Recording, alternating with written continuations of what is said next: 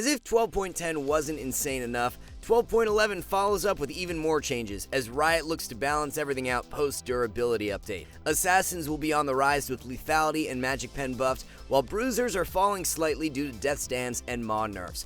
We've got that and so much more to cover, so let's break it all down thanks to the help of our challenger players and utilizing the most recent data. But before we get into it, be sure to check out SkillCapped if you want to truly get better at League of Legends. We're the only service that offers a money-back guarantee if you don't climb at least 5 divisions while actively using our service.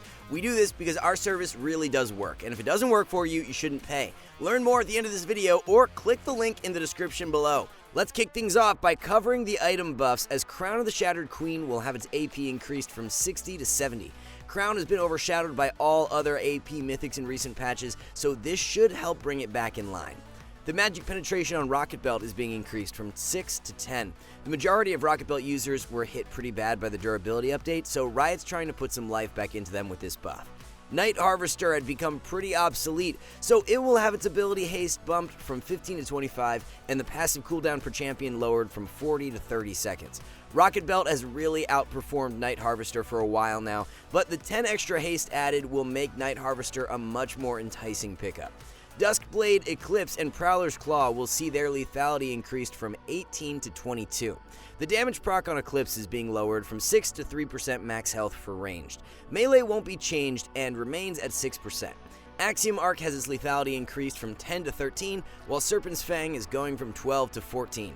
Considering these buffs don't come into effect until you actually purchase your mythic, Assassins won't significantly rise in priority for 12.11.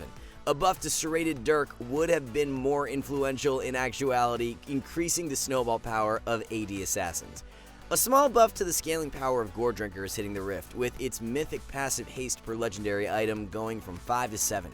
Pretty negligible buff for the most part, as 2 extra haste when you have 2 items in the mid game won't matter that much. The bonus AD from Sterix is going from 40 to 45% base AD.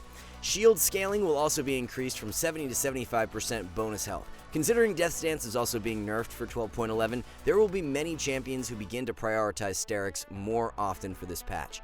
12.10 Blade of the Ruined King nerf is being reverted, as Riot's increasing the lifesteal from 7 to 8%. Jax, Aurelia, and Fiora will be enjoying this buff, and even an ADC like Twitch who can rush the item will become slightly stronger. Tanks are seeing a small buff for 12.11, as Bami's Cinder will have its cost lowered from 1100 to 1000 gold. Frostfire Gauntlet, Turbo Chem Tank, and Sunfire Aegis are being buffed in the exact same way, with the health on each item going from 350 to 450. Watch out for Volibear to completely take over the jungle meta in 12.11, as he won't be receiving any nerfs, while Riot is only buffing tank items because the majority of them are struggling. We have another buff to tanks, with Randuin's Omen seeing its armor increased from 80 to 90. Spirit Visage is next in line, with its magic resist bumped up from 40 to 50. Abyssal Mask becomes tankier, with its magic resist going from 30 to 35, and the magic resistance per enemy increased from 7 to 9.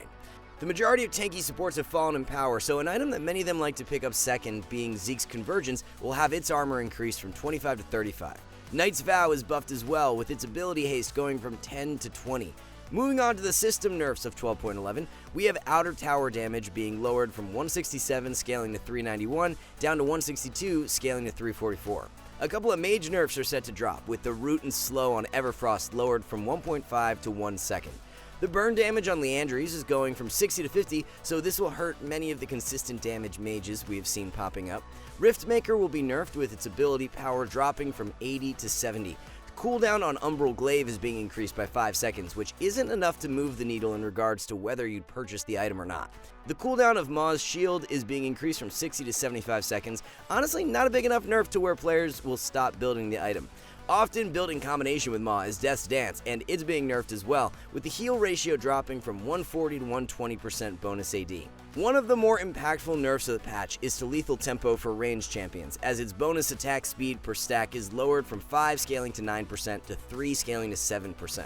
Champions that have an alternative keystone like Twitch who can roll with PTA will be just fine, but someone like Vayne, who's already battered down with a hotfix nerf in 12.10, will be really feeling the effects of this nerf. Tanks are already seeing their mythics buff this patch, and they get another indirect buff with Kraken Slayer being nerfed. Bonus true damage is going from 60 to 50, while the AD ratio drops from 45 to 40%. Ornn's going to be one to really watch out for in 12.11, as he's been the best performing tank in 12.10 and will only become stronger. It's time to stop building Grievous wounds unless the enemy comp has multiple champions who heal, as the healing reduction is being nerfed for the second patch in a row. Thornmail receives a small buff with its bonus armor scaling on the thorn damage increased from 10 to 20%. Bramble Vest follows suit with its thorn damage increased from 3 to 4. Although the buffs are pretty minor, they do start to add up when you consider all the other buffs to tank items we covered previously. The enhanced Grievous Wound proc for Mortal Reminder is buffed going from 3 down to 2 basic attacks. Chempunk has a couple of nice buffs with its AD increased from 45 to 55 and ability haste going from 15 to 25. Executioners will have its AD increased from 15 to 20. Morello has been a very inefficient item to complete in the past, but that's going to change for 12.11 with its AP increased from 80 to 90 and health going from 250 to 300. Future Fire is buffed as well, but not nearly as much with its AP increased from 55 to 60. And the final item change goes to Oblivion Orb as its AP is being increased from 30 to 35. Let's flip the switch and head over to the top lane, starting off with Irelia. Irelia was hurt extremely hard by the durability update, so Riot will be increasing her Q healing from 7 scaling to 11% to 9 scaling to 13% AD. E cooldown is buffed as well, going from 18 scaling to 12 seconds to 16 scaling to 12 seconds. Very minor buffs in the grand scheme of things, and considering tanks are heavily buffed for 12.11, Irelia won't be moving back into meta anytime soon. Irelia will retain her position in C tier for the time being. Kench is going to be an interesting one to watch this patch, as he's seeing some direct buffs along with the item buffs. Passive on hit damage is going from 2.5 to 4% bonus health. Q base heal is increased from 10 scaling to 20 to 10 scaling to 30. Our shield sees a massive jump at rank 1, going from 500 scaling to 900 to 650 scaling to 950. We'll be moving Tom back into S tier as we expect him to be one of the better solo Q tanks of 12.11. Tryndamere has rivaled Irelia as having one of the lowest win rates of 12.10, which is why Riot's buffing him for 12.11. Q base heal is being increased from 25 scaling to 57 to 30 scaling to 70. Q bonus heal per Fury is going from 0.45 scaling to 1.65 to 0.5 scaling to 2.3. Our cooldown is being lowered by 10 seconds at all ranks. These buffs will help Tryndamere out slightly, but when you consider a hard counter like Malphite is also becoming much stronger this patch, we can't see Trynd making a serious push back into meta. B tier is where Tryndamere will land for 12.11.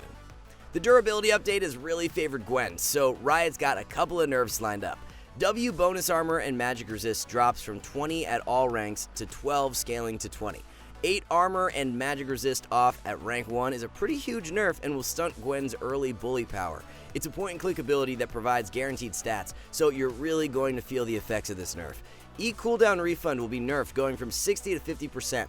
We had Gwen rated as an S tier top laner in 12.10, but we gotta drop her down to A tier as a result of these changes. Olaf has been absolutely dominating the top lane meta, so a few changes are headed his way. Passive max value threshold is changed from 22.5 to 30%. Q base damage is being increased by 10 at all ranks, and the Q minimum cooldown is lowered from 3 to 2.5 seconds. There are a couple of compensation nerfs, but they aim to target Olaf's late game with his W cooldown increased by 2 seconds at max rank. You don't even max W out until last on Olaf, so this nerf is about as negligible as they get. Passive lifesteal is being lowered from 10 scaling to 30% to 8 scaling to 25%. Our armor and magic resist is being lowered by 10 at max rank, but is the exact same at rank 1. So overall, 3 nerfs that target Olaf's late game but hurt his pre-6 very mildly. Considering Olaf holds the highest win rate for any top laner in 12.10, we are pretty shocked by the approach here. Don't expect Olaf to be going anywhere, as he will continue to lock down his OP tier slot. For the complete top lane tier list, it's Olaf, Fiora, Darius, and Kayle as the top 4 OP picks. Watch out for Shen and Ornn to become a lot stronger for 12.11 as a result of the tank item buffs. Although Riftmaker is being hit with a nerf, Singed has been loving the durability update due to his ability to thrive in extended skirmishes. Chemtank buffed likely means Singed completely drops Riftmaker, so he will actually become stronger in 12.11. Wukong is more commonly played in the jungle, but his power level as a top laner is also super high right now. Great counter to many of the AD Bruiser top laners we see in meta. Garen, Mordekaiser, and Olaf are our top 3 low elo recommendations. Olaf, Fiora, and Kayle are all super good bans for 12.11. The Fat Man is going to see a nice bump in strength for 12.11 as he's got a few direct buffs, and you also have to take into account the Night Harvester buffs too. Q AP ratio is going from 70 to 80%. Q cooldown drops from 11 scaling to 7 seconds to 10 scaling to 6 seconds. E cooldown is being lowered by 2 seconds at rank 1, but stays the same at max rank. Gragas has been a rather mediocre B-tier jungler in previous patches, but there's so many positives for him in 12.11, and he'll be body slamming into A-tier. Not much of a surprise at all that Lee Sin holds the lowest solo queue win rate for any jungler after the durability update. The fact Lee is still being picked over 10% of games is pretty crazy for a 44% win rate champ. Early game junglers were brought down significantly, so Lee has a couple buffs on the way. Base AD is going from 66 to 68. Q damage is increased from 50 scaling to 150 to 55 scaling to 155. Let's be real here. These changes are nice, but won't matter considering how terrible the spot Lee has been in. For the higher elos, we can see Lee as an average pick, but for the majority of ranks, he remains a C-tier jungler that you should be staying away from. Nunu is looking to make his way back into a solid spot for 12.11 as his Q healing is being increased. Non-champion heal AP ratio is going from 70 to 90%. Bonus health ratio is increased from 6 to 10%. Q champion heal AP ratio goes from 42 to 54%. The bonus health ratio is increased from 3.6 to 5%. When you factor in that Sunfire's health is also being buffed, the Q bonus health changes are even bigger, so Nunu will make his way back into a solid A-tier position. Xin Zhao fell off really hard after the 12.10 update, so his passive healing AD ratio is being increased from 7 to 10%. W2 base damage is going from 40 scaling to 180 to 50 scaling to 190. W2 AD ratio is increased from 80 to 90%. AP ratio goes from 50 to 65%. Like many champions we've covered, you have to take into account external factors like item changes when predicting a champion's strength. Even though Xin is being directly buffed, he's not going to like the fact that both Death's Stance and Maw are nerfed. Xin will become slightly stronger for 12.11, but not to the extent where he'll be moving out of his B-tier position. Lilia has become super broken for top and jungle, so a few nerfs are in the pipeline. Base health is going from 650 to 625. Passive damage will be changed from 1.5% per 100 AP to 1.2% per 100 AP. On top of this, the Liandry's nerfs will bring Lilia down in power even further. One of the tougher ones to determine a placement for on 12.11, but we'll be dropping Lilia into A tier. If the Liandry's nerfs were not in the cards, then we'd have definitely kept Lilia in S tier, as that change was the deciding factor. Master Yi will have some of his scaling power shaved off this patch, as his health growth is going from 106 to 100. E true damage is nerfed as well, going from 30 scaling to 62 to 30 scaling to 50. Kraken being nerfed is the other change that will negatively affect Yi, and with many tanks buffed who can build Frozen Heart, he's not going to be nearly as strong. Yi will be placed in B tier as an average jungle pickup. Rengar's base health will be lowered from 655 to 620, and his ultimate cooldown increased at the later ranks, going from 70 to 90 seconds. Cooldown stays the same 110 seconds at rank 1. Since the lethality buffs will help even things out, these changes won't drastically affect Rengar's power level, and he will remain in S tier for 12.11. Red Kayn is being targeted with his Q damage per 100 AD lowered from 5.5 to 5%. Despite this nerf, Kayn's power level will stay pretty stable for 12.11 as he will continue to be a strong S tier pickup. Believe it or not, Talia's jungle clear is actually buffed, with her E monster damage going from 100 to 150%. A nerf is being tossed in as well, with Talia no longer able to cast R within 3 seconds of dealing damage. Everfrost is nerfed too, but when you consider Ludens as a perfectly viable alternative, we don't see the change being very impactful. All in all, Talia will continue to be one of the best S-tier junglers for another patch. A very minor nerf is being issued to Wukong, with his W cooldown increased by 2 seconds at rank 1. E monster damage is lowered from 180 to 160%. With Wukong in as broken of a state as he is, these nerfs are not going to be enough to push the Monkey King out of meta. Sure, Death's Dance is being nerfed too, but Black Cleaver actually performs better as a second pickup. OP tier is where you'll find Wukong for 12.11. So with all 10 of those jungle changes out of the way, let's have a look at the tier list with Wukong, Trundle, and Volibear leading the charge. Trundle has already been a monster pickup due to the durability update, but with tanks buffed for 12.11, he's going to be super godlike. Nocturne being a Death's Dance and Maw abuser will be dropping 1 tier for 12.11, going from S into A. With Sunfire buffed, watch out for Bruiser Diana to make a push in a meta. Nashor's with Sunfire and Demonic Embrace is an insanely deadly build that should not be slept on. Master Yi, Volibear, and Shyvana are 3 of the best low elo junglers. Volibear, Taliyah, and Wukong are going to be great value bans this patch. Ryze has narrowly avoided dropping below a 40% win rate, so a couple buffs definitely make sense. E damage AP ratio is going from 30 to 35%. E mana cost is lowered from 40 scaling to 100 to 35 scaling to 75. 25 mana off E at max rank is actually not bad, but it's not going to suddenly turn Ryze into a top tier mid laner. Ryze is without question the worst solo queue mid for the majority of ranks, and that won't be changing in 12.11. 3 different buffs to Sylas W are penciled in, with the mana cost lowered by 10 at all ranks, healing AP ratio going from 35 to 40%, and the cooldown lowered by 1 second at rank 1. E cooldown will be buffed by 1 second at all ranks. We had moved Sylas down to B tier in 12.10, but as a result of these buffs, he'll be moving back into A. Swain's healing power is being nerfed, with his passive healing going from 3.5 scaling to 7% to 3 scaling to 6%. W damage drops from 80 scaling to 240 to 80 scaling to 220. The AP ratio on W drops from 70 to 55%. R healing per tick is being slashed, going from 15 scaling to 45 down to 15 scaling to 40. AP ratio drops from 20 to 18%. These nerfs, along with the Liandry's changes, will do a good job at bringing Swain in line with the other top tier mids, but won't push him out of meta. We will be moving Swain from OP into S, but there's no reason to drop him for 12.11. A scaling nerf to Veigar's E cooldown is set to drop, going from 20 scaling to 12 seconds to 20 scaling to 14 seconds. Level 13 is when you'll have E maxed out and feel the full effects of this nerf, so it won't impact Veigar for a good portion of the game. Factoring in the Everfrost nerf, Vague won't be the same OP pick of 12.10, but he'll only be dropping 1 tier down to S. Some extra kill threat in exchange for less durability is what Riot has lined up for Fizz. Fizz's mana growth is going from 37 to 52, while his health growth drops from 112 to 106. A relatively neutral change that can end up being a buff or a nerf depending on the matchup. With that said, Rocket Belt being buffed is the tipping point in our decision to move Fizz from A into S tier. Taliyah and Anivia are the most OP mids of 12.11. Taliyah and Olaf not being nerfed harder are definitely the 2 head scratchers of the patch, so continue to abuse Taliyah while you can. We'll cover the brand changes when going over support, but mid lane brand will be negatively affected as well and drop into A tier. With Crown buff for 12.11, watch out for Kassadin to take over as one of the better S tier mids. Cass has been loving the durability update and will become indirectly stronger this patch. Godlike low elo picks for mid lane are Veigar, Malzahar, and Annie. Taliyah, Victor, and Kassadin are 3 of the highest value bans. Heading down to the bot lane, Aphelios has a few buffs. The first one to his passive attack speed, going from 6 scaling to 36% to 7.5 scaling to 45%. Passive lethality is moved up as well, going from 4.5 scaling to 27 to 5.5 scaling to 33. It's going to take a little more than that to bump Aphelios from his C tier slot, and with Kraken Slayer nerf for 12.11, he's not going to become a whole lot better.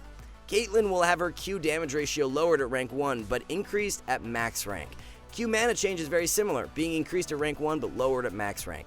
E base damage will be increased from 70 scaling to 230 to 80 scaling to 280.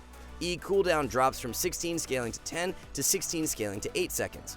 When you consider many other ADCs are being indirectly nerfed due to lethal tempo and Kraken Slayer combined with Kate being buffed, she's going to move up a decent amount for 12.11. A bump from B into A tier is what our analysts see fit. Samira has really struggled post 12.10, so she will have her AD growth increased from 3 to 3.3. Q AD ratio is being increased from 80 scaling to 120 to 85 scaling to 125%. Like Caitlyn, Samira is another ADC who won't be affected by lethal or Kraken nerfs, so she will find herself a spot in our A tier. Kog'Maw's Q armor and magic resist shred is being lowered by 2% at all ranks. Q bonus attack speed drops from 15 scaling to 35% to 10 scaling to 30%.